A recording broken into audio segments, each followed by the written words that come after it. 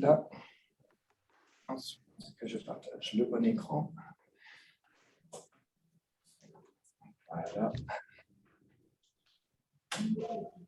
Et voilà. J'espère que tout le monde voit correctement ce qui s'affiche à l'écran. N'hésitez pas à mettre dans le chat s'il y a quoi que ce soit. Fanny m'interrompra tout de suite et on fera le nécessaire. Sans quoi, voilà. Nous sommes... j'ai pas changé la date. Désolé, hein, on est bien le jeudi 24 février 2022. Ce webinaire est en une redite du webinaire sur la QVT que j'ai déjà présenté le mercredi 29 septembre, avec un petit supplément à propos de la QVCT pour expliquer un petit peu pourquoi on a rajouté une lettre, surtout ce qu'elle veut dire. Et le but n'est pas de vous ennuyer tout le monde, mais il y a un réel intérêt. Donc, au programme, après une courte présentation de la RACT Réunion, au cas où des personnes ne nous connaîtraient pas encore correctement, on va enchaîner sur le contexte d'émergence du concept de la QVT, car c'est un concept qui date quand même de pas mal de temps. On va faire un petit point sur sa place par rapport au RPS et au RSE, par exemple. On va explorer aussi cette notion et cette définition et surtout les démarches, la façon dont on met en place les démarches de qualité de vie au travail et pourquoi on va parler de plus en plus d'ailleurs de démarches de qualité de vie et conditions de travail, de son intérêt. Et après, bien évidemment, on répondra à toutes vos questions. Commençons tout de suite par qu'est-ce que la RACT Réunion. Donc, la RACT Réunion, c'est l'Association régionale pour l'amélioration des conditions de travail. Pour l'amélioration des conditions de travail. Donc, on est une structure paritaire, c'est-à-dire que nous sommes administrés à part égale entre les syndicats employeurs et les syndicats salariés. Nous appartenons donc à un réseau de 16 autres associations réparties sur le territoire à raison d'une association par région. Et nous sommes pilotés par l'Agence nationale pour l'amélioration des conditions de travail, qui est donc une institution publique rattachée au ministère du Travail et qui coordonne un petit peu tout ce beau monde. Nos objectifs, c'est de créer des expérimentations, des méthodes, des conseils, de repérer des bonnes pratiques, diffuser tout ce qu'on peut faire pour, bien entendu, améliorer les conditions de travail. Et donc, ça passe par promouvoir promouvoir la santé, j'y reviendrai un petit peu parce que ça fait quand même partie du cœur de cette notion de qualité de vie, mais ça passe par des conceptions de nouvelles organisations, comment choisir plutôt les équipements, comment se préparer au changement des installations de travail. Ça passe aussi forcément par la prévention, sans concurrence bien sûr au service de santé au travail. On essaie de se coordonner avec eux pour nos actions, bien évidemment. On n'est pas tout seul à agir dans ce domaine-là. Notre cœur de métier, c'est donc améliorer, bien évidemment, les conditions de travail dans une notion, on va dire, de co-développement entre le travailleur et entre l'entreprise. La clé de voûte, en fait, d'une notion QVT, j'y reviendrai plus longuement par la suite, c'est vraiment que, à mesure qu'une entreprise se développe, toutes les forces vives de cette entreprise,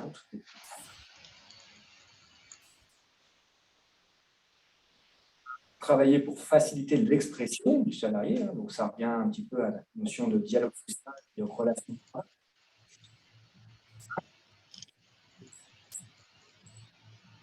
Des kits, des méthodes, des outils, on a énormément de ressources disponibles sur le réseau gratuitement. Il vous suffit de vous connecter sur unacte.fr et vous trouverez énormément de ressources dans presque tous les domaines liés à l'entreprise, qui vous permettra d'agir directement vous-même en toute autonomie ou à nous demander conseil sur l'utilisation, sur un accompagnement ou autre. Et c'est là qu'on en vient justement à nos missions. Nos missions, on a deux possibilités. La commande publique, auprès de laquelle on va essentiellement apporter un éclairage. On va les aider à comprendre un petit peu ce qui se passe par des retours des études ou autres. Et la demande sociale, qui vient directement donc, des partenaires sociaux, des entreprises, des salariés eux-mêmes, pour, encore une fois, transmettre à des méthodes, des outils ou en développer du nouveau si on attaque un secteur, par exemple, qui n'aurait pas été investigué. On va passer maintenant à la qualité de vie au travail. Et avant de commencer, j'aime bien m'assurer qu'on soit tous raccords sur ce qu'on entend un petit peu par qualité de vie au travail, pour avoir un petit peu un aperçu de ce que ça veut dire pour vous. Donc, si vous le voulez bien, je vais vous demander de vous connecter sur la plateforme Bicast. Pour ça, deux possibilités. Soit vous scannez directement le QR code avec votre téléphone et vous pourrez interagir directement du téléphone de votre smartphone, soit en cliquant sur le lien du site bicast.live que Fanny a remis sur le chat de Zoom. Et comme ça, vous aurez la possibilité de participer de façon un petit peu plus dynamique à ce qu'on entend par qualité de vie au travail. Donc, je vais supprimer le partage et plutôt partager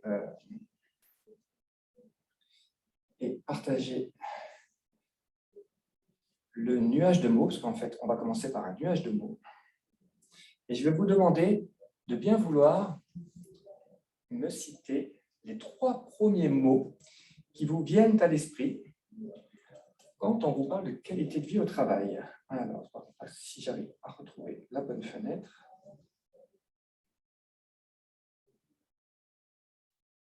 Voilà, pour lancer l'activité. Donc, vous pouvez envoyer les mots, merci de les écrire un par un, et ensuite cliquer sur « Envoyer » et de mettre tout ce qui vous vient en premier à l'esprit quand on parle de qualité de vie au travail.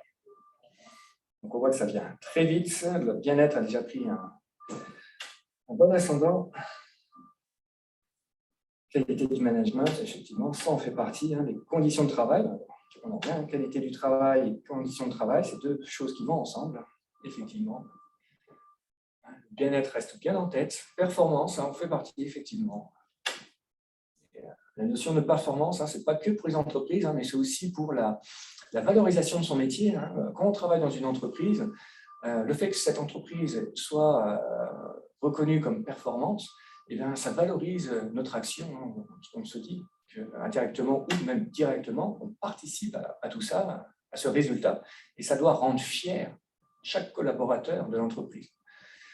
La collaboration, c'est une aventure collective, et cette aventure collective s'entend bien sûr dans la notion de qualité de vie au travail. L'épanouissement professionnel, ça j'aime beaucoup aussi, ça va de pair avec la performance, comme je viens de le dire, les valeurs, la santé au travail, c'est des choses qu'il est important de partager. Performance et collaboration prennent de la force, c'est une bonne chose. Je vois RPS aussi qui est apparu. Alors RPS, c'est intéressant de bien faire, de mon point de vue, c'est quelque chose à distinguer. C'est vrai que des fois, on entend faire de la qualité de vie au travail pour lutter contre les RPS, mais l'un n'empêche pas l'autre. C'est-à-dire faire de la qualité de vie au travail n'empêchera pas les RPS, qui sont d'une approche complètement différente. Mais on y reviendra plus tard et peut-être qu'on pourrait générer un beau débat là-dessus aussi, ça j'en suis toujours fan. Mais la reconnaissance, pas de qualité du travail si on ne se sent pas reconnu dans les tâches que l'on réalise.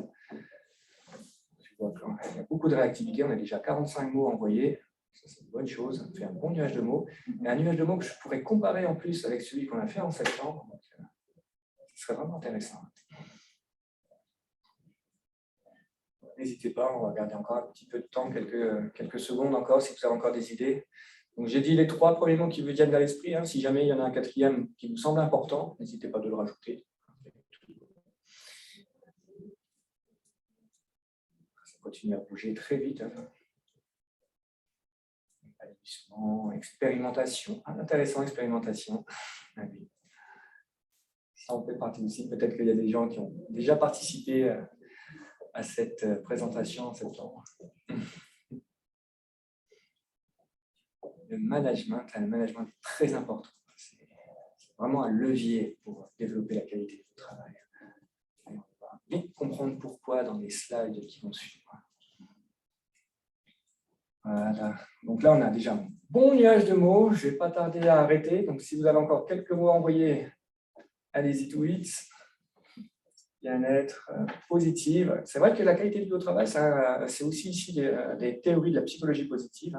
Non pas parce qu'on veut voir la vie de façon positive, mais parce qu'en donnant un angle d'attaque à une intervention, lorsqu'on intervient et qu'on donne un angle d'attaque positif, on renforce les chances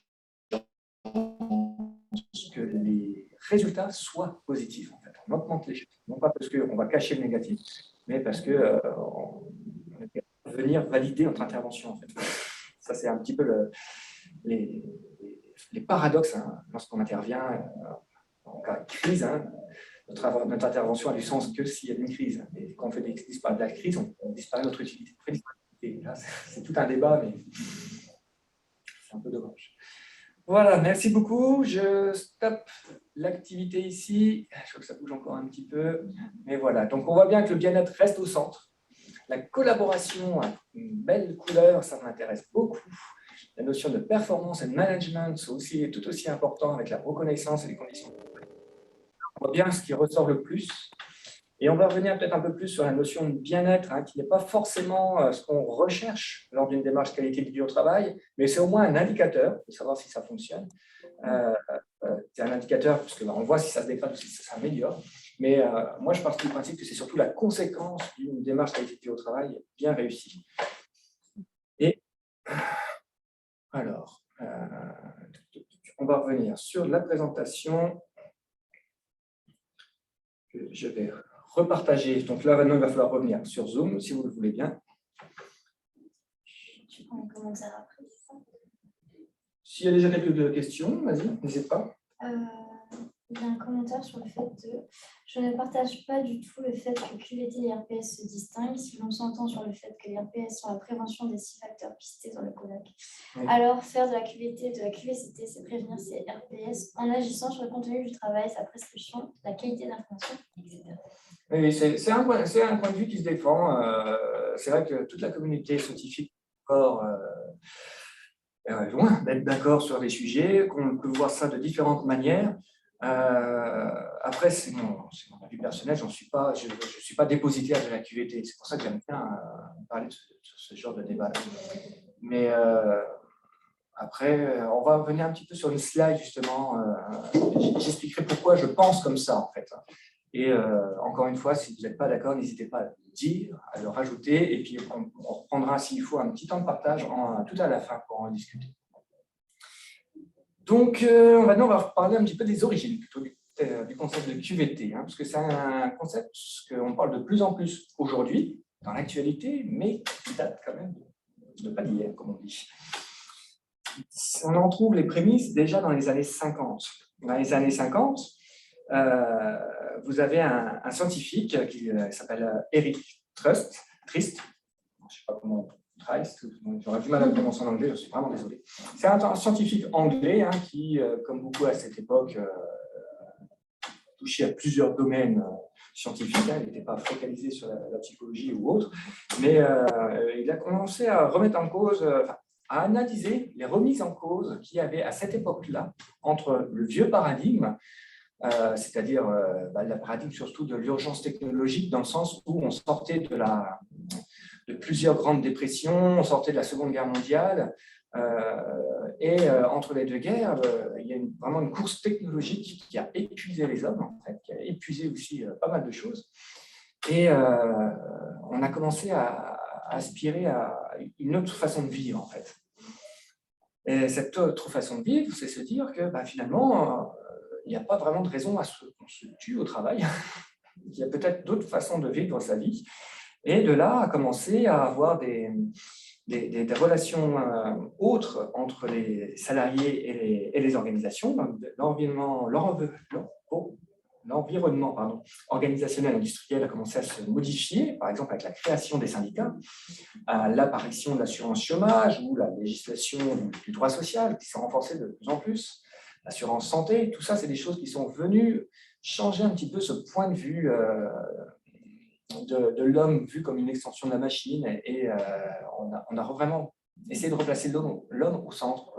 Donc après, c'est sûr, il y a eu beaucoup de choses qui ont qui ont dû remettre en cause. Mais tout ça est surtout lié, quand on parle de vieux paradigme, on parle surtout du taylorisme, où là, on imaginait qu'il fallait absolument rationaliser le travail. C'est un point de vue qui se défendait, après tout. Hein. C'est-à-dire qu'un sachant, un scientifique, pouvait dire, voilà, la meilleure façon de produire tel objet en dépensant le minimum de ressources, c'est ça. Et il fait ses plans et il dit aux gens quoi faire, comment faire, avec un tapis cadencé. Chacun devait faire les gestes de façon millimétrée, comme des robots. L'être humain était considéré comme vraiment une extension d'un robot. Et pas besoin de penser, pas besoin de réfléchir, on vient le matin, on fait sa tâche, on repart le soir. Et effectivement, on s'est rendu compte que ça ne marche pas aussi facilement qu'on pourrait le penser. Et du coup, on a commencé à remettre en cause ce principe-là, hein, notamment parce que ça a un effet vraiment abrutissant. Hein. On ne pouvait pas faire la même tâche à longueur de journée sans réfléchir. C'est pas épanouissant. Hein. On en a parlé tout à l'heure dans le nuage de mots. On se développe pas. On se perfectionne peut-être sur le geste technique qu'on va réaliser toujours de manière identique, mais là, c'est compliqué. Problème de son, apparemment, ils entendent pas très bien. Des problèmes de son, j'essaie de parler peut-être un peu plus fort, parce que malheureusement, on ne pourra pas faire mieux. On a essayé de faire en sorte d'avoir un environnement le plus calme possible. J'espère qu'il n'y a pas trop d'interférences avec ce qui pourrait grincer. Mais voilà, et du coup, ce qui est intéressant, c'est qu'on s'est retrouvé face à des comportements contre-productifs. Hein, c'est-à-dire que dès que l'objectif, par exemple, de production a été atteint, on ne cherchait surtout pas à en faire plus, hein, ça s'arrêtait immédiatement. Il n'y avait pas de développement possible, on ne cherchait pas à mieux faire. C'était l'objectif du bureau des méthodes, mais comme il ne pouvait pas forcément intervenir sur tous les petits tracas du quotidien qui peuvent être très nombreux, comme chacun le sait, ça pouvait être vite grippé. Et encore une fois que si on n'est pas engagé dans le métier qu'on fait d'un bout à l'autre, on n'a pas envie d'aller plus loin que le strict minimum nécessaire. Et donc, ça va à l'encontre du développement des entreprises, bien évidemment. Et donc, ce gain productif qu'on pouvait avoir par la rationalisation des tâches, on le perdait sur les grèves, l'absentéisme, le turnover et plein d'autres tracas qui pouvaient être générés de ça. Et du coup, c'est là qu'on a commencé à se dire, est-ce qu'il y a d'autres choses qui pourraient se faire? Quelles sont les autres méthodes? Et ces autres méthodes, lors d'une étude assez particulière entre 1928 et 1932 d'Elton Mayo, qui était justement une étude à la base faite pour voir quels sont les facteurs qui vont améliorer la production ou la réduire. Donc, on est toujours dans la logique du taylorisme. C'est-à-dire que voilà, c'était une usine d'assemblage électrique. On s'est dit, tiens, si on fait varier la lumière en intensité, est-ce que ça augmente la production, est-ce que ça la baisse? Donc, on cherchait à avoir l'éclairage qui augmentait le plus la production, toujours dans cette logique que les conditions extérieures vont influencer les facteurs qui influencent la production, sans prendre en compte l'être humain. Est-ce que la vitesse de production changeait les choses? Est-ce que la façon dont... on a essayé de faire varier plein de facteurs comme ça. Je prends toujours celui de la lumière parce que c'est celui qui parle le plus, mais c'était vraiment intéressant. Et la surprise est venue du fait qu'au cours d'une expérience, au cours de plusieurs expériences, ils se sont rendus compte que même en dégradant fortement les conditions de travail, ils avaient une amélioration de production. Le pire, c'est qu'en revenant à la lumière, en dégradant la lumière, d'ailleurs en mettant une luminosité très faible au niveau d'une nuit de pleine lune. Donc une nuit de pleine lune, ça éclaire, mais déjà on ne voit plus les couleurs. Dans une entreprise d'assemblage électrique, ça peut poser problème. Et malgré ça, on s'est retrouvé avec des ouvrières qui avaient presque le même niveau de production qu'un éclairage normal. Alors là, forcément, on a commencé à se poser des questions. Et comment c'est possible? Ça va à l'encontre des logiques taylorisme. Qu'est-ce qui s'est passé? Ce qui s'est passé, c'est que indirectement, l'expérimentateur a apporté une grande attention aux personnes qui effectuaient le travail, parce que ça s'est déroulé sans contrôle. À cette époque-là, on ne contrôlait pas l'effet de l'expérimentateur sur l'expérimentation. On ne se posait pas autant de questions qu'aujourd'hui. Et du coup, les ouvriers savaient pleinement ce qu'ils faisaient là. Ils savaient pleinement qu'ils étaient là pour observer leur production et le niveau de production. Et ils se sont retrouvés que, en portant cette attention-là, l'estime de soi des ouvrières a été grandement augmentée et ça a indirectement augmenté la motivation. Et c'est donc cette association aux-objectifs, c'est-à-dire la hausse de production qui a généré ce groupe-là. Donc là, on est bien sur un facteur humain et des facteurs humains qui n'étaient pas inclus dans les études auparavant. Ainsi, on s'est retrouvé avec des chercheurs qui ont joué le rôle de leader participatif. En fait, c'est ce qu'on attend aujourd'hui, plus ou moins, des managers de proximité, tout bêtement. Et donc, vous voyez, c'est quand même des choses qui ont été observées et théorisées juste avant-guerre et qu'on a remis sur la table de façon plus conceptuelle après-guerre. Donc, tout ça a continué à se développer. On en a parlé de plus en plus dans le corpus, dans l'ensemble scientifique, on va dire, dans la communauté scientifique, jusqu'à créer un conseil international de la QVT, donc en 1972, quand même, ça ramène à une cinquantaine d'années déjà. L'objectif de ce conseil international était donc d'améliorer la connaissance scientifique dans ce domaine à travers les 4 aspects qui s'affichent ici, physique, psychique, social, et puis bien sûr l'équilibre entre vie professionnelle et vie personnelle. Ça rejoint un petit peu aussi l'évolution du point de vue sur la santé, parce qu'à peu près à la même période, on ne voyait plus la santé comme l'absence de maladie. Aujourd'hui, on voit la santé comme un complet état de bien-être physique, psychique et social. Ces 3 pendants-là doivent être pris en compte pour déterminer si on est en bonne santé ou pas. C'est la même chose pour le travail. Et donc, quand on parle de santé au travail, on va parler aussi de ces 3 dimensions-là.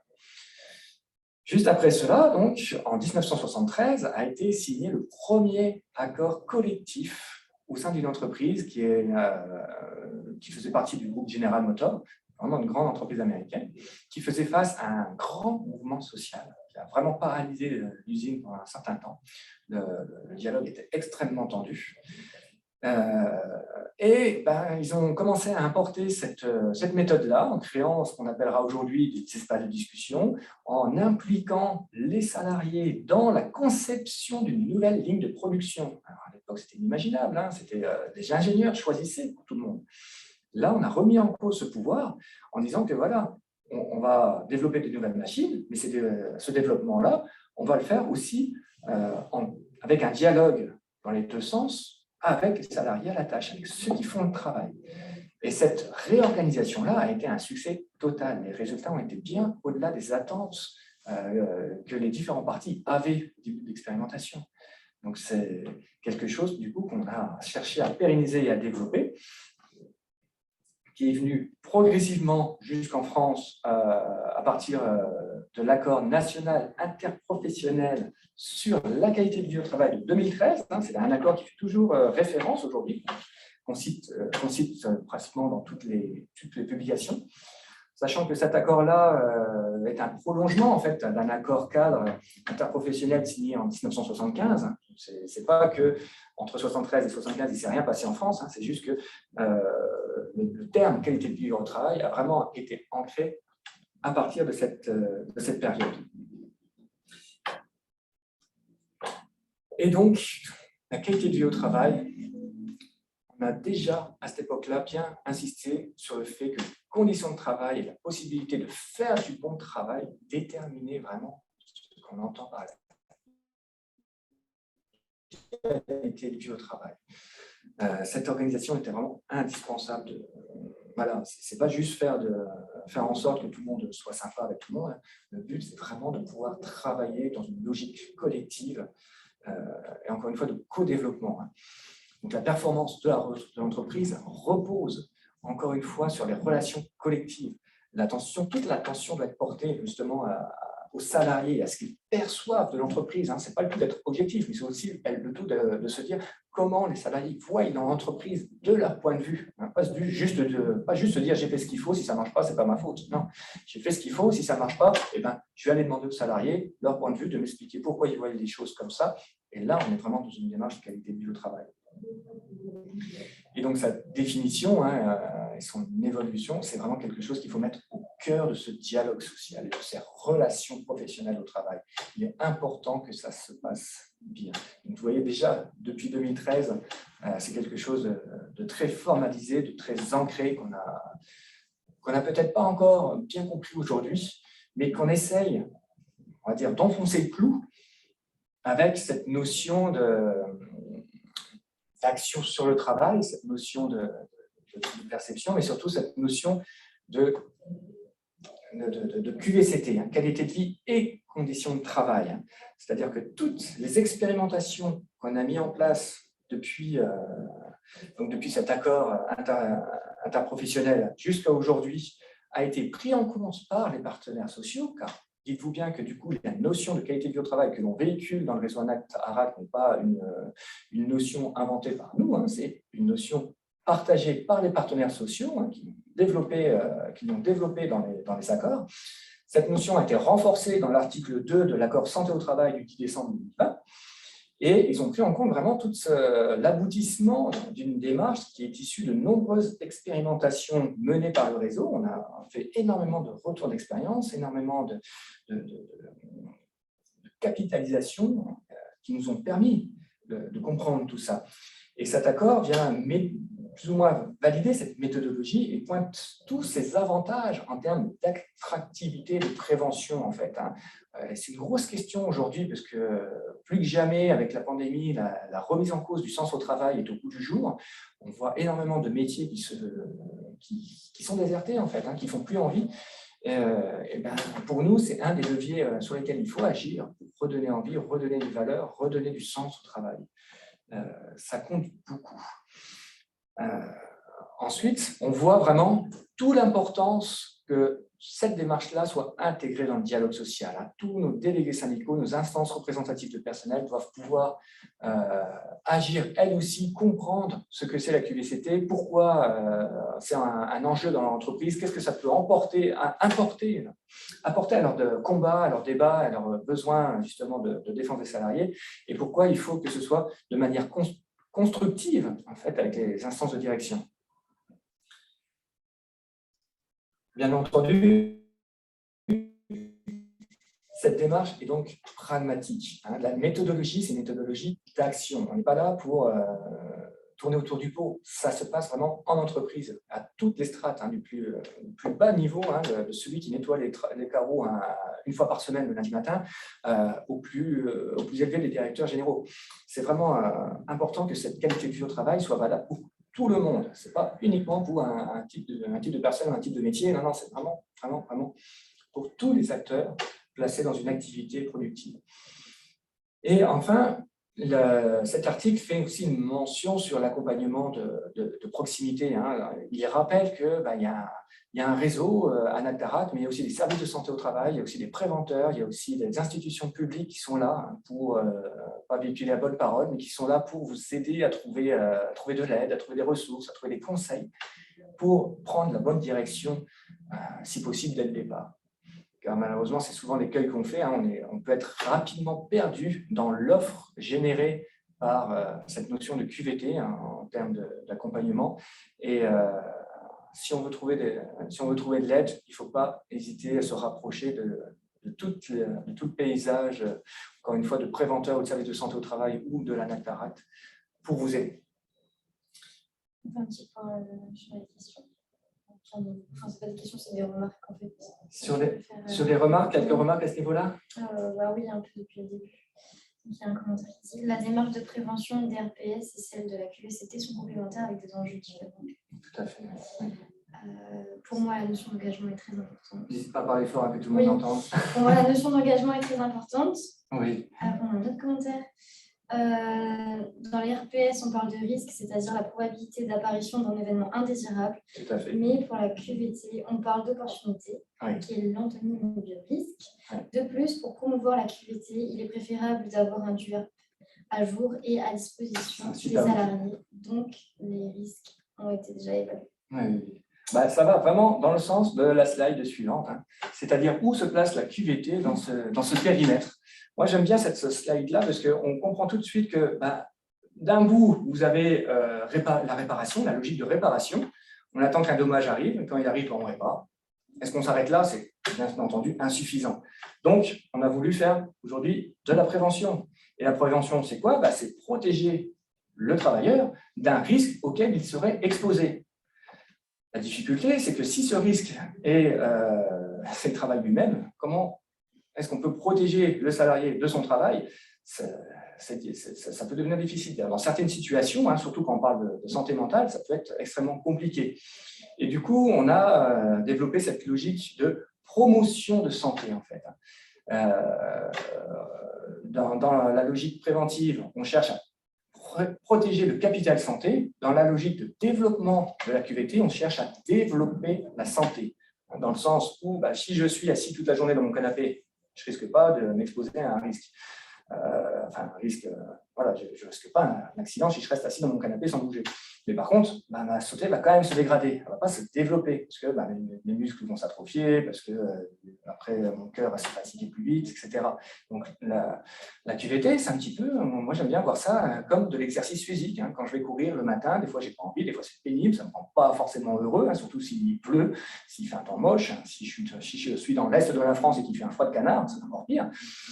Donc, voilà, la QVT, ce n'est pas toujours pour faire plaisir. C'est pour ça que des fois, je remets en cause un petit peu l'association QVT et bien-être.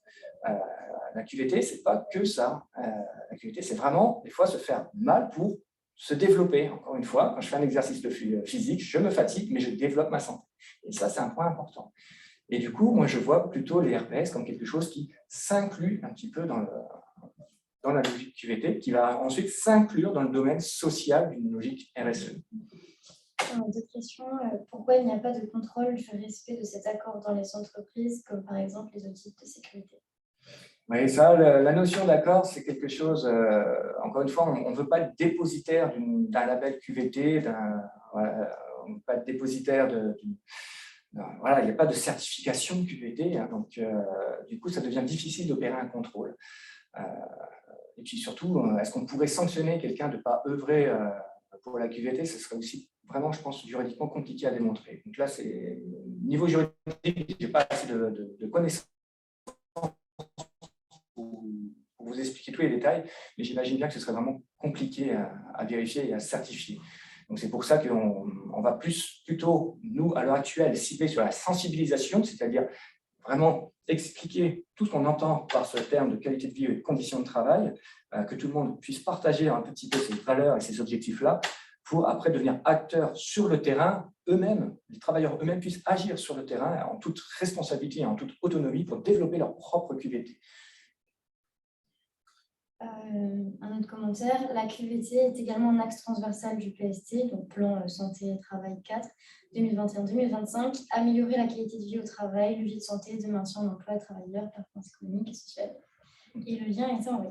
Oui, c'est un très fort enjeu. Merci beaucoup de le souligner, parce qu'en ce moment, on est en train d'écrire la fiche. Et ce genre de campagne de sensibilisation que nous faisons lors de notre sommet du réseau, c'est vraiment l'un des enjeux, en fait, pour répondre à cet axe-là, qu'on va essayer de renforcer grâce aussi à la naissance d'un observatoire régional de la qualité de vie au travail à La Réunion, que j'anime aussi, et qui, j'espère, cette année va pouvoir nous produire plein de contenus informatifs sur le développement de la QVT sur le territoire. Donc là, plein de belles choses encore à venir. On a aussi une nouvelle plateforme qui s'appelle Reflex QVT. Il faudra que je mette le lien sur ce support-là si vous intéresse. Sur la plateforme Reflex QVT, vous avez chaque entreprise a l'opportunité de s'y inscrire gratuitement, bien entendu, et de développer sa demande en termes de QVT pour pouvoir ensuite la soumettre et l'envoyer à différents consultants qui sont inscrits dessus en fonction de leurs compétences. Et ça permet à l'entreprise d'accompagner un petit peu déjà l'élaboration de sa demande, parce qu'il y a tout plein d'informations pour aider le demandeur à élaborer sa demande et s'assurer que sa demande va bien dans le sens de la QVT telle qu'on l'entend, et ensuite pour pouvoir trouver un consultant dans le paysage qui existe au niveau régional, au niveau du territoire. Donc ça aussi, c'est quelque chose auquel on insistera. J'insisterai plus dessus lors de la semaine de la qualité de vie au travail en juin. C'est pareil, je vous proposerai un webinaire pour réexpliquer un petit peu l'essence de cette plateforme. Dernière question. Et dans ce schéma-là, le C de la QVCT se trouve où? Je ne l'ai pas encore rajouté, je suis désolé, je n'ai pas encore refait toutes mes infographies. Et vous allez voir dans les slides qui suivent où je détaille un petit peu la notion de démarche, la démarche elle-même, la démarche pragmatique de qualité de vie et conditions de travail. Je n'ai pas encore refait tous les changements. Mais à l'heure actuelle, quand le réseau Anactaract parle de QVT et QVCT, on entend la même chose, c'est-à-dire mettre en place une démarche pragmatique d'amélioration des conditions de travail, mais surtout d'élaboration collective et constructive du travail futur pour les entreprises. Et d'ailleurs, on va commencer tout de suite en vous expliquant qu'est-ce qu'on entend dans une démarche de qualité de vie et conditions de travail. On entend surtout 3 types d'enjeux. Ces types d'enjeux sont indispensables à prendre en compte lorsqu'on entame un chantier. En fait, un chantier, ça veut dire quelque chose qu'on va essayer de modifier, d'améliorer pour améliorer, comme toujours, l'entreprise et les conditions de travail. Ces 3 types d'enjeux, ils sont liés au travail lui-même, c'est-à-dire la qualité du travail. Est-ce que c'est un travail suffisamment autonome? Est-ce que le dialogue s'y fait bien? Est-ce qu'on est engagé dedans? Est-ce que vous sentez... Donc, ces enjeux de travail, de qualité du travail, qui a été cité plusieurs fois dans le nuage de mots, c'est un des 3 piliers de la notion qualité de vie et conditions de travail. Le deuxième, sociétal, c'est tout ce qui va avoir rapport justement aux enjeux sociétaux des personnes qui sont au travail, leur inclusion, l'égalité professionnelle, leur environnement de travail, tout ça fait partie de cette notion-là. Et sans oublier, bien entendu, la notion de marché économique. Pour qu'on puisse vraiment travailler dans de bonnes conditions, il faut que l'entreprise elle-même puisse évoluer dans un marché de bonnes conditions. Bien sûr, il y a de la compétitivité, bien sûr, il y a des difficultés à relever, mais cette notion doit être incluse dans notre réflexion, car tout ça va nous permettre en fait de créer une articulation sur laquelle on va miser nos efforts. C'est-à-dire, si on met tous les efforts sur une seule des 3 variables, les 2 autres vont tirer vers le bas en fait, et on n'arrivera pas à grimper. La pente va être beaucoup plus longue, beaucoup plus douce. Si on veut vraiment grimper vers ce qu'on appelle une performance globale, il faut que nos efforts soient répartis de manière équitable entre les enjeux sociétaux, les enjeux du travail et les enjeux économiques. Et là, on peut vraiment atteindre des sommets. Et ça, c'est encore une fois pas quelque chose qu'on invente, ce n'est pas une idéologie en laquelle on croit, c'est des observations de terrain. On se rend compte que les entreprises qui réussissent toujours à s'en sortir, à être réactives, à prendre le train en marche quand il y a un changement de technologie ou un changement sociétal, on voit que ces entreprises-là qui fonctionnent bien, ça ne tient pas qu'à un seul homme, mais ça tient vraiment à tout un collectif rangé vers cette performance globale. Et c'est pour ça qu'on parle de collectif. Une démarche de QVCT, c'est encore une fois le dialogue au centre. Parler du travail, c'est le plus important. Parler du travail, pourquoi faire? Pas juste pour parler, non. On parle du travail pour se dire quels sont éventuellement, qu'est-ce qu'on pourrait faire de mieux? Qu'est-ce qu'on pourrait faire de différemment? Est-ce qu'on pourrait être plus innovant? Est-ce qu'on pourrait essayer quelque chose? Et si on veut essayer quelque chose, on crée une expérimentation, c'est-à-dire qu'on va tester une nouvelle manière de faire. Et si on teste une nouvelle manière de faire, on va évaluer en fonction des 3 piliers que je vous ai dit, si le coût pour l'entreprise, on va évaluer le coût pour les hommes, les femmes qui sont au travail, on va évaluer le coût pour la qualité du travail. Et tout ça va nous permettre de dire si cette nouvelle façon de faire est plus efficace pour la performance globale ou pas. Et si ça ne l'est pas, qu'est-ce qu'on peut faire pour l'améliorer? Le but, ce n'est pas d'arriver à la fin de l'expérimentation et de dire « Ah ben non, finalement, ça ne marche pas, hop, on reprend tout à zéro ». Non, c'est en temps réel, on fait l'évaluation et si on voit tout de suite que ça ne marche pas, qu'est-ce qu'on peut changer tout de suite? Quelle variable on peut modifier pour retendre vers quelque chose qui va, à terme, être plus efficace et ainsi avoir une réussite vraiment visible par tout le monde. Et quand j'entends par tout le monde, c'est par tout le système d'acteurs des entreprises. Ce système d'acteurs, vous voyez, c'est le comité, par exemple. Si vous formez un comité de qualité de vie et conditions de travail, ce comité-là se retrouve aux échanges de tous les acteurs de l'entreprise, c'est-à-dire d'un côté les délégués syndicaux qui vont pouvoir s'en servir pour faire des accords beaucoup plus opérationnels pour le terrain. C'est ensuite les managers, les ingénieurs, les concepteurs qui vont pouvoir avoir de l'information pour pouvoir réaliser des projets, par exemple sur un nouvel outil beaucoup plus efficace. C'est aussi un éclairage pour la décision managériale et direction. Toutes ces informations vont pouvoir leur servir dans leur politique. Et tout ça toujours dans un échange avec les opérationnels de terrain, tous ceux qui font le travail dans la réalité. Tout ça, ce sont des informations qu'il faut faire remonter de façon claire et précise à toutes les instances et ensuite qu'on puisse avoir un échange permanent, montant et descendant. D'autres questions à ce niveau-là? Oui, il y a plusieurs questions. Alors, il y a Monsieur Amato qui a mis question piège. Sur les enjeux de la QVCT, quelle différence faites-vous entre le RSE et la QVT? Pour moi, dans mon sens, la QVT, c'est un enjeu qui se range dans le volet social de la démarche RSE. Donc, je vois la RSE comme quelque chose de vraiment encore plus global, qui va vraiment au-delà de l'entreprise, qui prend en compte tout son environnement d'évolution, tandis que la démarche qualité de vie et conditions de travail, elle prend en compte une entreprise elle-même dans sa globalité. Ce serait vraiment la distinction que je ferais. Et oui, il y a eu plusieurs questions sur en quoi le C, les conditions n'étaient pas déjà présentes dans la QVT. Elle était sous-entendue. C'était sous-entendu, parce que dans l'article de 2013, pardon, pas 1900, 2013, dans l'article de 2013, il était clairement noté que les conditions de travail et les conditions de réalisation du travail étaient une dimension importante de cette notion de qualité de vie. Mais malheureusement, tout le monde ne lit pas textuellement les accords, et souvent on se range plutôt on fait des raccourcis à partir desquels naissent des préjugés. Et du coup, le préjugé, c'était QVT, bien-être, baby-food, corbeille de fruits, et ça se limitait à ça. Donc, le fait de rajouter le C,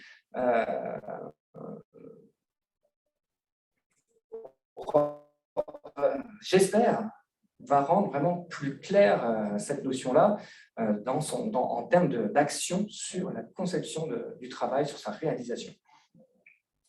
Tous ces enjeux sont précisément ceux détaillés dans les 6 facteurs de prévention des RPS développés par le comité d'experts à l'origine du COAC, d'où le lien QVT, prévention organisationnelle des RPS que je fais. Oui. Non, mais ce lien est tout à fait logique. Je ne remets pas en cause le lien, attention. Encore une fois, moi, j'avance un point de vue, mais je ne remets absolument pas en cause les liens et je continue toujours à hésiter entre ces différentes façons de faire. Mais c'est vrai que, après, oui, j'ai tendance à dire que, voilà, on peut ranger.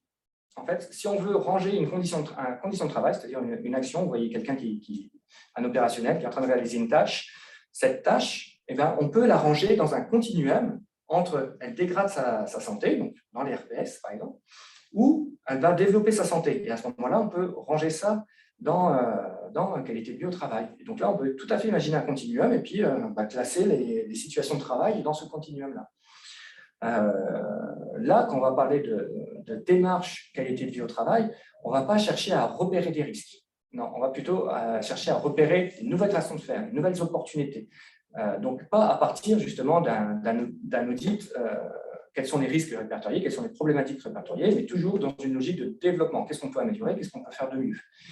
Donc, encore une fois, c'est un langage qui change. Donc, je ne suis pas convaincu non plus que ce que je vous présente est mieux que la logique d'entrée par les RPS. Mais c'est un point de vue que j'aime bien.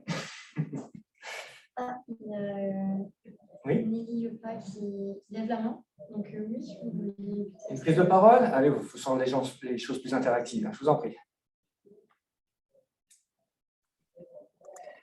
Oui, pardon, j'active. Non, mais c'est juste pour... parce que c'est moi qui n'arrête pas de dire QVT RPS, mais je partage le dernier propos que vous avez eu. En fait, ça ne veut pas dire nécessairement pour moi qu'il faille faire un audit et rentrer par le risque. Je dis juste qu'effectivement, quand on agit, comme vous dites, de manière tout à fait créative, innovante, en autonomisant, en responsabilisant, de fait, on est en prévention, donc on est avant, donc je ne veux même pas savoir que le risque existe. Pour moi, la QVT, c'est de faire en sorte effectivement que on n'arrive pas au tertiaire où on est passé en trouble.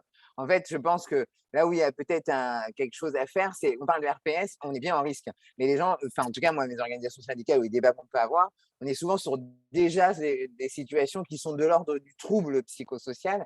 Et donc, du coup, on se perd aussi à cause de ça. Donc voilà, c'était juste pour dire que c'est bien, il n'y a pas à la base une recherche du risque, il y a bien l'idée que si on agit sur tout ça, le risque, normalement, ne devrait même pas naître, voire exister. Merci.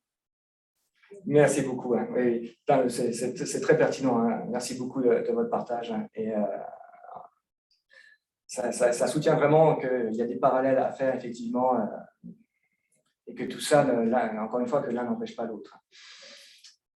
Pour revenir un petit peu plus sur la façon pragmatique de la qualité de vie des conditions de travail, la démarche telle qui a été validée dans cet accord santé au travail, c'est une démarche en 4 étapes qui nécessite toujours de cadrer, donc de quoi on parle, la définition, quel acteur va venir en coup, va venir s'investir dedans, vraiment comment on va faire pour travailler, et pourquoi pas même concevoir un accord de méthode à ce niveau-là. Ensuite, l'éternelle étape du diagnostic. Je n'aime pas trop cette étape-là, parce que souvent, on en a déjà fait plein avant, qui n'ont pas donné forcément de suite. Moi, je préfère plutôt souvent le terme de partage, en fait. C'est-à-dire que là, on commence à demander à tout le monde son avis sur les conditions de réalisation du travail, sur le travail lui-même, à parler du travail, ce qu'on a dit tout à l'heure, et de se dire quel chantier on pourrait améliorer en priorité et commencer à classer des actions possibles. Et une fois qu'on voit émerger une action possible, et se dire, voilà, là, qu'est-ce qu'on peut faire? Et on commence souvent avec des espaces de discussion à créer des expérimentations, à se dire, voilà, cette tâche-là est vraiment conflictuelle, ça ne va pas, on ne peut pas produire le travail qu'on voudrait. Il faudrait faire comme ça. OK, on commence à dessiner l'expérimentation, c'est-à-dire quel service, quelle équipe, le périmètre. On commence à se dire, quels sont les critères qui vont nous permettre d'évaluer la réussite ou pas. Donc, les critères, encore une fois, toujours à travers les 3 enjeux, économiques, les enjeux de qualité de travail et les enjeux sur les enjeux sociétaux. Et tout ça va nous permettre, encore une fois, à terme et en évaluant en temps réel, d'arriver au bout du compte avec une nouvelle façon de faire qui sera plus efficace. Et ainsi, on ne perd pas de temps à rééditer des trucs inefficaces. Alors là, vous découragez tout le monde très rapidement. Mais par contre, on va cumuler très rapidement des nouvelles façons de faire efficaces qui vont redonner confiance à tout le monde dans la possibilité de l'entreprise donnée à s'épanouir. Et là encore, on va pouvoir donc pérenniser, transmettre les apprentissages et obtenir ce qu'on appelle le co-développement. Encore une fois, un développement de l'entreprise avec le développement donc, des personnes. Donc, voilà pour ce que j'avais à dire. Suite à ça, je me suis dit, on a un petit quiz de 10 questions toutes simples pour voir un petit peu ce que vous avez retenu de ma présentation et peut-être aussi pour nous permettre de rebondir dans le débat qu'on va faire par la suite, si vous souhaitez rebondir sur d'autres questions, rebondir sur des choses.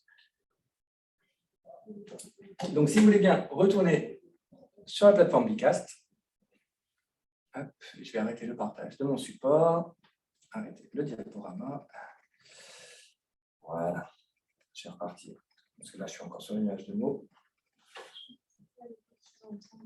Ah, il y a peut-être le ventilateur de notre système de visioconférence qui, des fois, attaque un peu. Et c'est possible que ça fasse des parasites. Effectivement, ça fait un bruit de clavier, comme vous disiez. Oui. Il va falloir qu'on trouve une solution à ça, mais malheureusement, là, ça va être compliqué.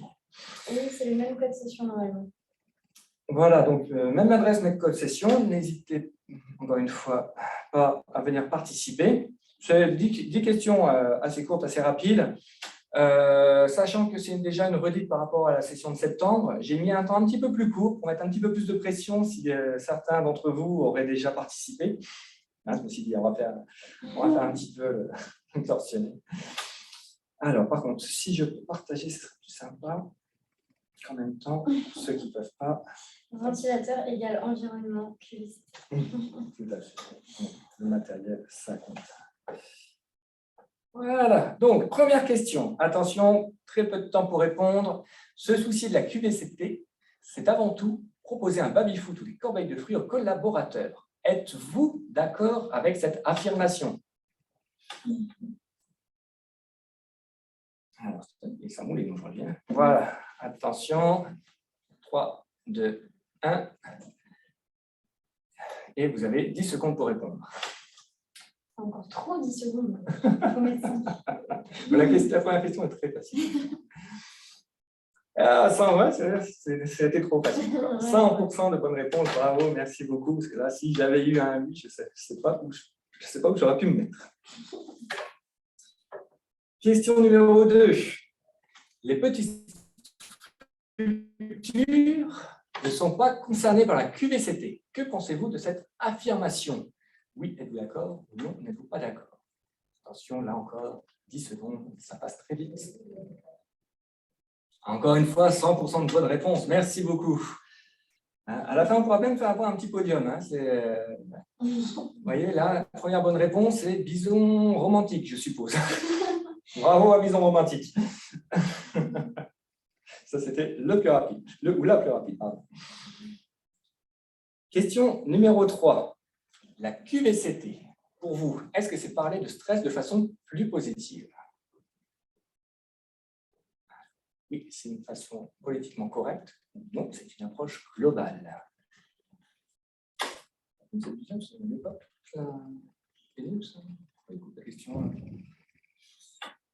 100% bonne réponse, mais je crois que j'ai plus que des professionnels de la QVCT avec moi. C'est une très bonne nouvelle pour son déploiement. Question suivante. Selon vous, quelle forme de dialogue est privilégiée dans la QVCT? Attention, la question devient un peu plus difficile. Donc, est-ce que c'est un dialogue avec les représentants du personnel? Est-ce que c'est une discussion entre collaborateurs? Effectivement, c'est les deux. Encore une fois, c'est une approche globale à tous les étages. Je vous rappelle que le comité QVT est vraiment au centre de tous les acteurs. Donc, ça prend le dialogue social institutionnel, mais ça prend aussi les relations au travail professionnel et même les informels. Tout ça est à prendre en compte. Question numéro 5. Si votre entreprise est performante et que les collaborateurs sont globalement satisfaits, est-ce utile de travailler à la QVCT?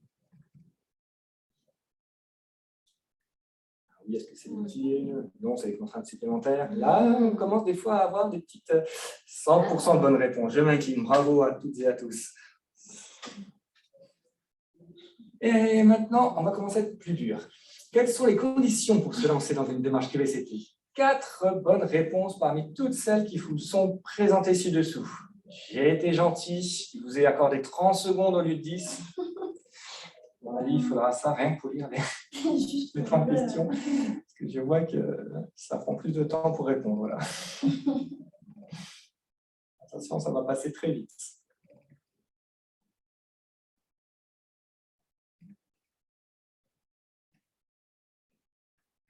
Si on ne fait qu'une seconde, je vois que les réponses sont plus difficiles à donner.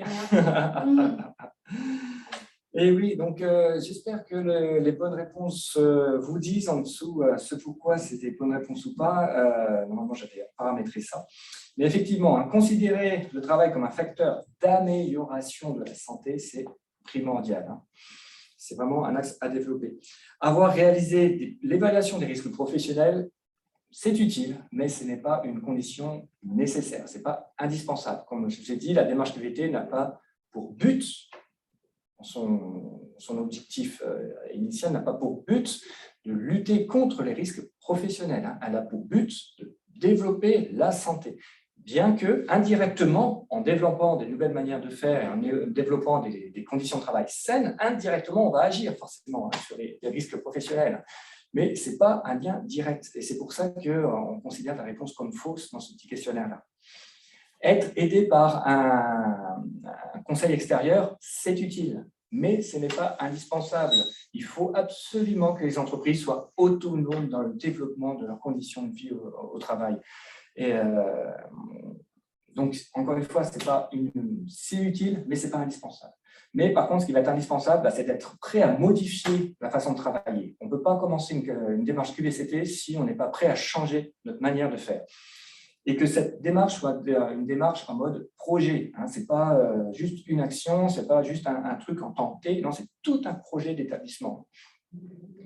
La dernière question, c'était évaluer les effets nouvelles pour cibler les personnes résistantes au changement.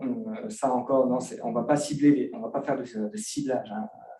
On ne va pas faire qu'avec des travailleurs expérimentés. La notion de personnes résistantes, c'est une notion vraiment à relativiser, parce que tout le monde va chercher à se protéger d'un déséquilibre, car c'est instinctif. Hein. Si vous êtes dans l'escalier, vous sentez un déséquilibre, vous allez tout de suite vous raccrocher à la rambarde. Ce n'est pas un acte d'opposition, c'est une nécessité pour garder son équilibre. Le travail, c'est un petit peu la même chose. Hein. Si on vous déséquilibre, si on déséquilibre vos habitudes, vous allez vouloir vous accrocher, tout simplement, et pas lutter contre la nouvelle manière de faire. Ensuite, encore une fois, 4 bonnes réponses à trouver. Selon vous, quels sont les sujets pris en compte par la QVCT? 4 bonnes réponses. Attention, hein, les 30 secondes passent très vite. Là encore, on va peut-être avoir un petit peu plus, on aura un petit peu moins de 100% de bonnes réponses. Car des fois, il y a des choses qui laissent encore à réfléchir.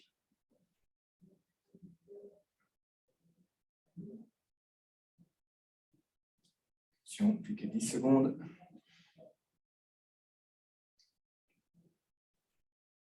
3, 2, 1. Et c'est terminé. Beaucoup de bonnes réponses. Merci beaucoup. C'est vraiment ça fait du plaisir à voir. Donc, effectivement, les relations professionnelles et climat social, c'est tout un sujet, toute une thématique à part entière, hein, dans le paysage. Les stratégies ou projets de structure, effectivement. Des fois, on peut penser que ça fait partie de la QVCT, mais malheureusement, non. La politique des entreprises reste la charge des dirigeants de l'entreprise. Et ça peut l'éclairer, hein, mais le but des démarches n'est pas de définir la stratégie de l'entreprise elle-même. Le contenu du travail, par contre, ça c'est indispensable. On ne peut pas faire de qualité de vie et conditions de travail sans aborder le contenu du travail et bien entendu le santé au travail. Donc là, pas de mauvaise réponse sur la politique commerciale de la structure. Hein. Encore une fois, ce n'est pas l'enjeu. Comment on va pratiquer le commerce? Oui, mais pas la politique commerciale, ça c'est sûr. Et l'égalité professionnelle, ça c'est indispensable. Encore une fois, en même temps que la santé au travail, en même temps que les climats sociaux, on ne peut pas faire de QVCT sans parler de ça. Ensuite, la QVT doit-elle être lancée uniquement pour résoudre des difficultés dans le travail? Pareil, j'ai laissé un petit peu plus de temps parce que les réponses de là sont un peu plus longues, mais que ça peut faire réfléchir. Oui, une démarche QVT est introduite uniquement pour résoudre des situations de problème, ou non, la démarche QVT peut également se lancer pour conduire autrement le changement, ou bien être le résultat d'une négociation. 3 secondes. Une petite question, monsieur. Si la QVCT n'est pas déclinée de la stratégie, comment peut-elle fonctionner? On va plutôt dire que la stratégie aurait tout à gagner à s'inspirer de la QVCT. Ça, c'est clair et net. Maintenant, est-ce que la question, c'est surtout que la QVCT ne peut pas décider de la stratégie. C'est vraiment le petit point de bascule, on va dire. Pour revenir à notre question, encore une fois, 100% de bonnes réponses. Merci beaucoup. Non, la QVCT, ce n'est pas que résoudre des difficultés. Encore une fois, c'est une logique d'amélioration. On cherche toujours à mieux faire, on cherche à se développer. On reste pas figé, en fait. Est-ce que je peux mettre le Bicast en plein écran? Parce qu'il y en a qui n'ont pas accès. Alors, je suis en plein écran, là. Non, parce que regarde, on voit le haut de ça.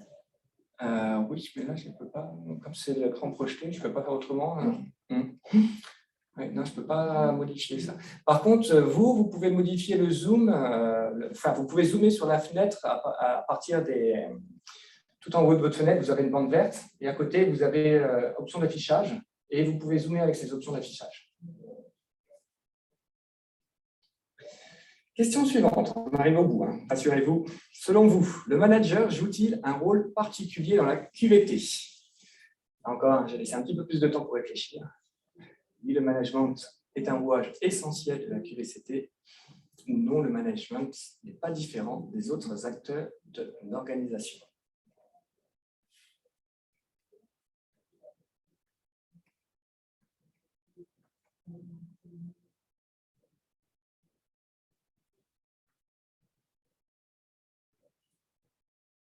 Attention, on est au bout, 100% de bonnes réponses. Effectivement, vous avez bien deviné, Le management, il est au centre, il est vraiment un rouage essentiel, puisque c'est à partir de lui que va transiter énormément d'informations. C'est à partir de lui qu'on va appliquer aussi des correctifs, ou c'est à partir de lui qu'on va faire appliquer des nouvelles manières de faire, qui va permettre de clarifier le cadrage. Donc, effectivement, le management de proximité est vraiment indispensable dans cette logique-là. Allez, dernière question, et vous en mettez plus. Le lancement d'une démarche QVT nécessite-t-il des compétences spécifiques? Encore une fois, j'ai laissé une minute, c'est beaucoup trop long ça. Je me suis trompé, j'ai dû mettre 10 secondes, 10 minutes. C'est pas possible. Vous avez de la chance. Moi, je couperai surtout, on verra en fonction du nombre de réponses. Mais voilà, donc, oui, absolument, est-ce que j'ai des compétences spécifiques pour conduire ce projet ou non? Il faut d'abord s'approprier les principes et enjeux d'une démarche QVT, puis s'appuyer sur les compétences que disposent les entreprises et les consolider si c'est nécessaire. Allez, on arrive. Ça passe vite finalement, 1 minute. On n'est déjà plus qu'à 16 secondes. Je suis gentil, c'est la dernière. On va laisser défouler la minute après tout. Et puis après, on aura le temps que vous souhaitez pour débattre. Si vous voulez partager votre expérience, si vous voulez partager votre avis, si vous voulez remettre en cause des points, n'hésitez pas. C'est toujours un plaisir. Et encore une fois, 100% de bonnes réponses, mais c'est que du bonheur. Merci infiniment. Je vois qu'on est bien d'accord sur les messages qu'on souhaite faire passer. Ça me fait extrêmement plaisir. Merci beaucoup. Merci. Fanny, y a-t-il des questions? Oui.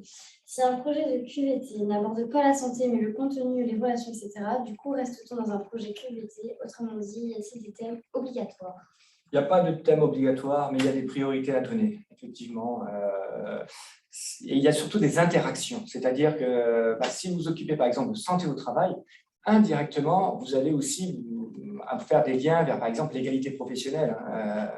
Est-ce que l'égalité professionnelle influence la santé, par exemple, par l'accès à tous les outillages, à des accès d'information, au développement des compétences aussi, par exemple. Vous voyez, c'est-à-dire qu'en fait, si vous prenez la fleur QVT, avec toutes ces grandes thématiques, et que vous décidez de travailler une thématique, dites-vous bien qu'au fur et à mesure des investigations que vous allez faire, vous allez tirer des liens avec les autres. Donc, il ne faut pas être figé, encore une fois. C'est quelque chose qu'il faut vraiment prendre en compte de manière globale, pas se bloquer, laisser le discours se faire pour que tous les acteurs de l'entreprise s'approprient la QVT, le changement qu'ils souhaitent. D'autres questions? Si vous souhaitez prendre la parole, n'hésitez pas à lever la main. Oui, il y a eu une petite remarque sur la notion d'environnement. Du coup, oui, si vous voulez prendre la parole. Oui, alors il y en a qui lèvent la main. Allez-y. Oui, Francisca Coder-Bauer. Oui, bonjour.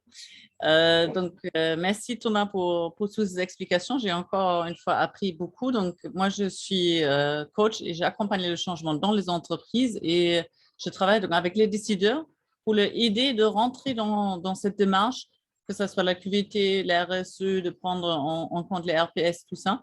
Et je me heurte souvent à ces difficultés de perspective. Et je me souviens de la première réunion que j'ai eue en 2013 où on m'a parlé la première fois de la QVT de façon vraiment formalisée, que dans l'esprit de l'entrepreneur reste cette frein de quelque chose que je dois faire, qui m'est imposé, il ne voit pas complètement les avantages. Donc, je vois tout le travail que vous faites au niveau de la pédagogie, mais j'aimerais bien que vous nous racontiez encore un peu plus quelles sont aujourd'hui les démarches que la RACT fait aussi pour rendre accessible cette information et la plus-value que vous avez très bien expliqué là dans votre exposé, du gain de productivité, d'efficacité, choses qui sont connues depuis très longtemps, mais très peu vulgarisées. Donc, je m'étonne toujours de cette BS-là. Donc, si vous pouvez l'étayer un peu, ça m'aidera.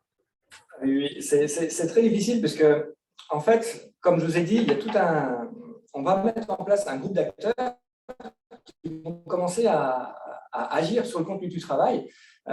Souvent, le risque qu'on peut voir, c'est un dirigeant qui se dit « Oui, mais si je ne suis plus là pour diriger le travail, à quoi je sers ?» Et donc, il y a une remise en cause des valeurs et du travail lui-même au niveau du directeur.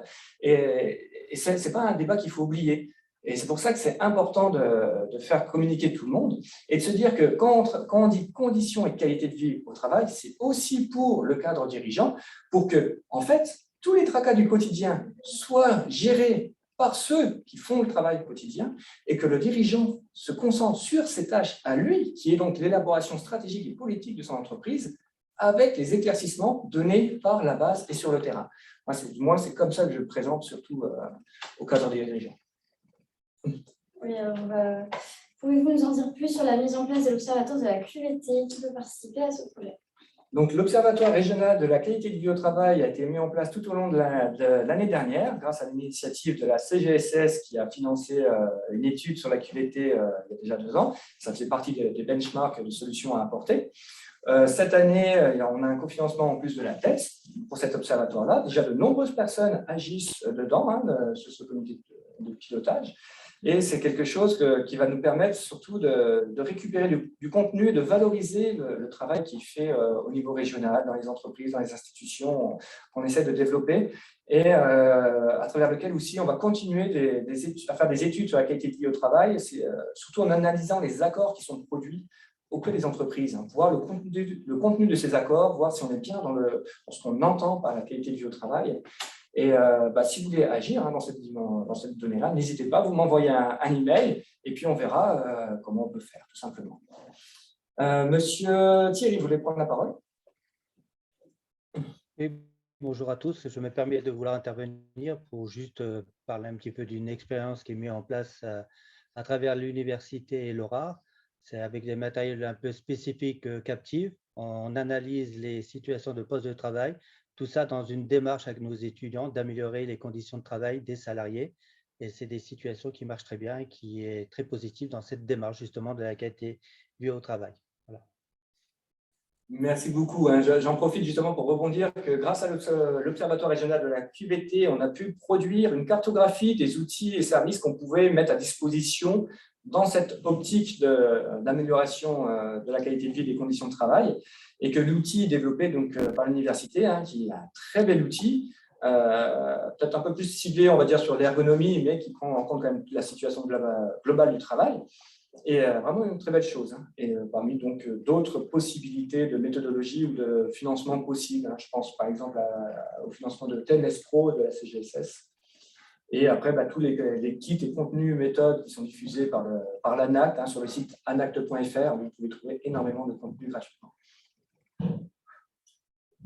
Qui souhaite prendre la parole? Allez-y, n'hésitez pas si vous avez une remarque, une controverse. J'aime bien la controverse. On avait d'autres questions pièges de M. Amato pour Mme Waro et Thomas. Si le manager doit être exemplaire, comment doit être le leader?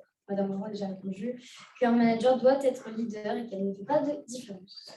Alors, je rebondirai surtout sur le terme exemplarité, parce que ça fait reposer une énorme charge sur le manager, c'est-à-dire qu'on attend de lui énormément.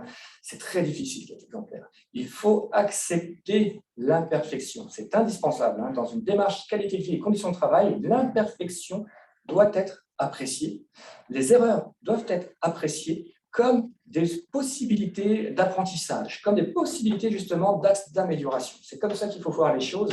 C'est très important, parce que sinon, on a plutôt tendance à sortir le bâton et à se donner un coup sur la tête, plutôt qu'à sortir le papier et se dire, voilà l'expérimentation qu'on pourrait mener pour mieux faire les choses.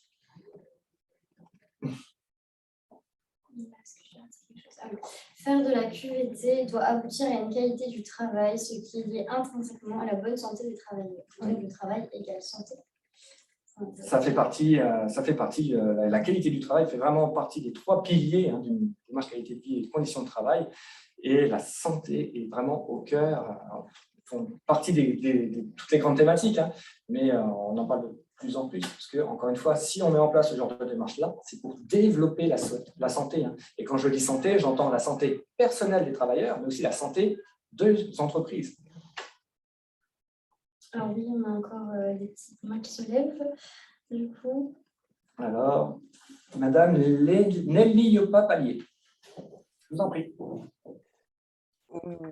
Oui, bonjour, donc Nelly Yopa-Pallier de l'ARS La Réunion, c'est tout à l'heure.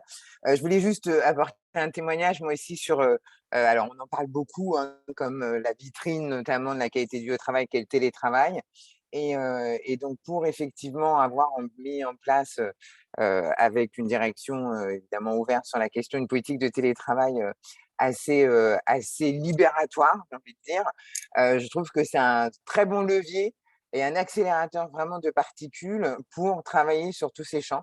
Parce qu'effectivement, sur le télétravail, quand on est comme dans notre politique à nous, très ouverte, on peut aller jusqu'à 3 jours, voire plus. Enfin, ça s'adresse, et on a quasiment 71% des gens éligibles dans leur activité en télétravail, à raison plutôt de 2, voire à 3. Du coup, la question de l'autonomie, de la responsabilisation, du lien, de la qualité de la prescription, vous êtes obligé d'aller un petit peu plus rapidement, plus vite, plus fort. Donc, je trouve qu'en termes de levier, pour aller sur ces questions-là, le télétravail est un très, très bon, conducteur. Voilà, il y en a très certainement d'autres. Maintenant, je pense que, on est un peu, sur cette logique-là d'approfondir, mais très clairement, celui-là permet, d'aller, très vite dans le dur de ces questions, là où quand on est en présentiel, on peut prendre le temps un petit peu plus long de mettre en place. Merci beaucoup pour votre partage. Effectivement, le télétravail, c'était un des gros enjeux et c'est aussi aujourd'hui quelque chose qui nous a confirmé que les entreprises dans lesquelles le dialogue social se passe bien, les relations au travail se passent bien, et si en plus on met en place une démarche qualité de vie, conditions de travail telles qu'on l'a vu, et bien ces entreprises-là ont pu élaborer des expérimentations télétravail dans l'urgence qui ont rapidement donné des chartes télétravail dans lesquelles tout le monde était d'accord et dans lesquelles on a pu renforcer la confiance entre les collaborateurs. Et ensuite, maintenant, le pérenniser. On voit de plus en plus des accords qui naissent bien construits. Et donc, on a un télétravail qui se pérennise de façon optimum pour tout le monde. Encore une fois, donc, toujours pour l'entreprise ou l'institution, mais aussi pour toutes les personnes qui y travaillent. Merci beaucoup. Y a-t-il Vous parliez juste, pardon, juste pour compléter, vous parliez beaucoup de co-développement, donc de co-construction dans toute cette démarche. Et donc, effectivement, moi, je voulais aussi insister sur les outils, parce que toute cette co-construction et ce co-développement, il fonctionne de fait avec beaucoup d'outils d'intelligence collective. Et là, il y a beaucoup aussi à faire et à utiliser, à mettre les gens en situation de s'approprier ces outils et ces méthodologies qui permettent effectivement d'aboutir à des choses grandes parce que partagées et parce que le fruit de plusieurs cerveaux, si je puis dire. Tout à fait. Et c'est vrai que les outils, des fois, il faut se les approprier. Ce n'est pas toujours facile qu'on est pris par son travail. On a déjà beaucoup de choses à faire. Si en plus, il faut étudier comment utiliser un outil, ça devient compliqué. Donc, c'est là que des fois, on peut se faire aider par un consultant, par une institution. C'est là qu'on peut essayer d'appeler à l'aide, effectivement. Il ne faut pas hésiter. Mais encore une fois, il y a énormément d'outils disponibles, de façon gratuite même. Rien que sur le site de l'anact.fr, vous allez voir, vous avez des petits kits méthodologiques, vous avez des retours d'expérience, vous avez des petits carnets conseils, énormément de choses. Alors, ensuite, j'ai Madame Rita Paro, 974.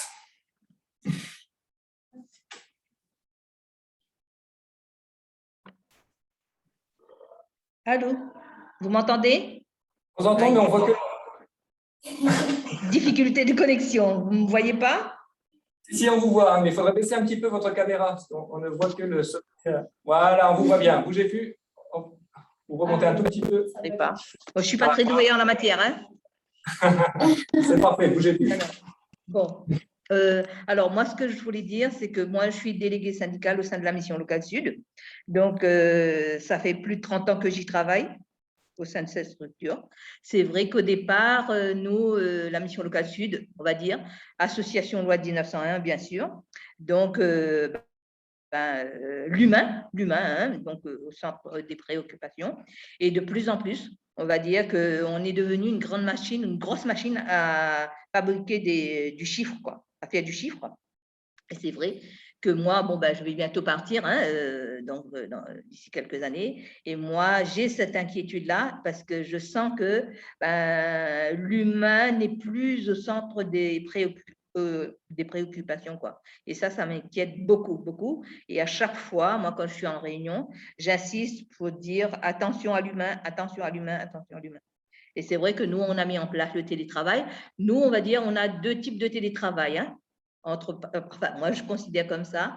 Et donc, on va dire télétravail Covid. Et moi, j'avais signé un accord avant l'arrivée du Covid, on va dire. Et donc, que j'appellerais télétravail Covid. Télétravail classique. Voilà. Donc, voilà, on avait les deux dispositifs et c'est vrai que de plus en plus, donc moi, je vois au sein de notre structure que les salariés ont besoin de ce dispositif, quoi, hein. Ils se sentent beaucoup mieux et ils sont, entre guillemets, hein, j'aime pas ce terme-là, ils sont beaucoup plus productifs et j'ai l'impression qu'ils se sentent mieux donc dans la structure, quoi. Voilà.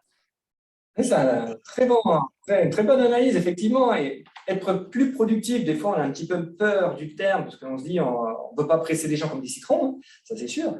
Mais non, c'est plutôt dans le sens où ils sont plus productifs, parce que s'ils estiment que leur travail a de la valeur, s'ils estiment que ce qu'ils font, ça leur plaît, qu'ils prennent plaisir à cette tâche, là, je peux vous dire que tout de suite, ça grimpe en termes de productivité. C'est exactement ce qu'on a repéré lors de l'expérience d'Elton Mayo, hein, avec des personnes qui travaillaient sous un ciel de lune, avec la lumière équivalente à un quart de lune.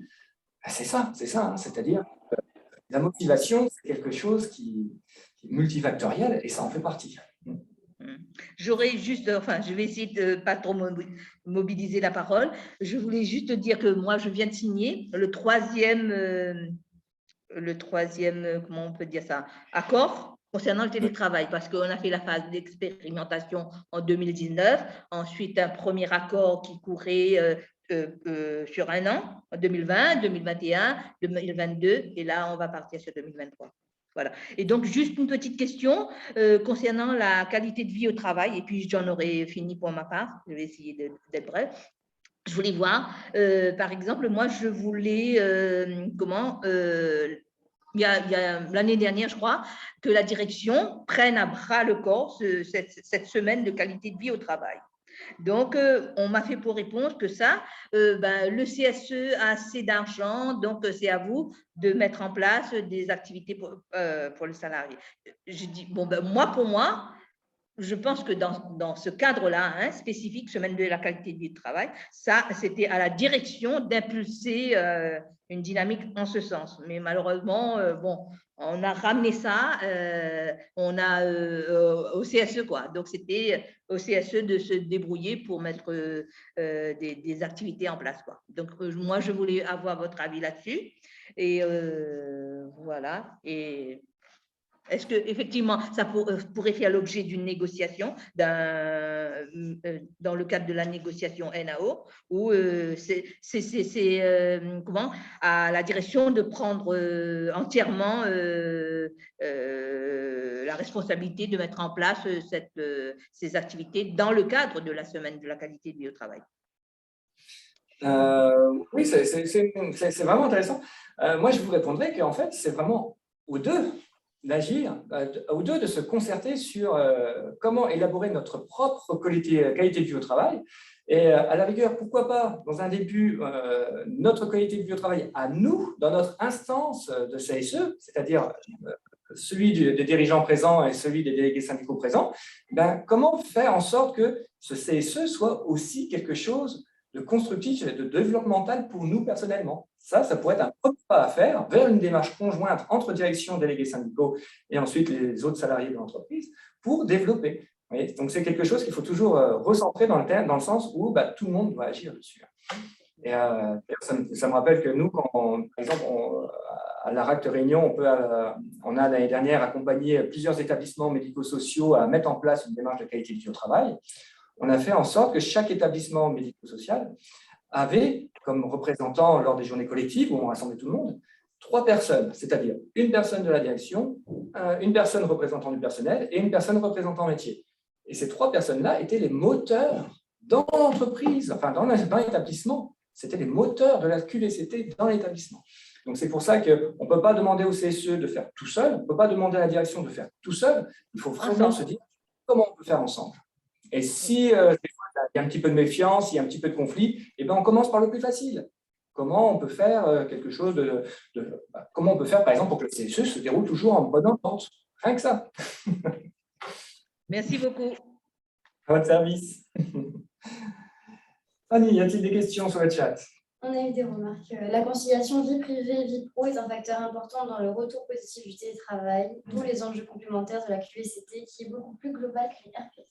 Oui, c'est un enjeu, surtout pour la conciliation et la déconnexion, le droit à la déconnexion, qui passe aussi par la formation aux outils informatiques, savoir paramétrer sa messagerie, par exemple, pour ne pas recevoir de messages en dehors des heures de travail, pour ne pas être embêté pendant ces périodes de vacances. Il y a plein de choses qui doivent être concertées au niveau des équipes, et au niveau de l'entreprise plus largement.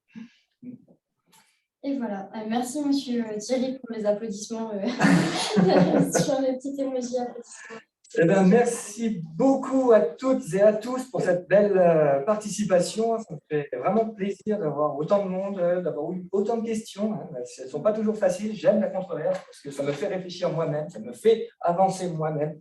Donc, ça fait toujours plaisir. Du coup, une dernière petite activité, si vous le voulez bien, toujours sur Bicast. Si Fanny, si tu veux bien remettre encore une fois la question est beaucoup plus simple. Avez-vous apprécié ce webinaire?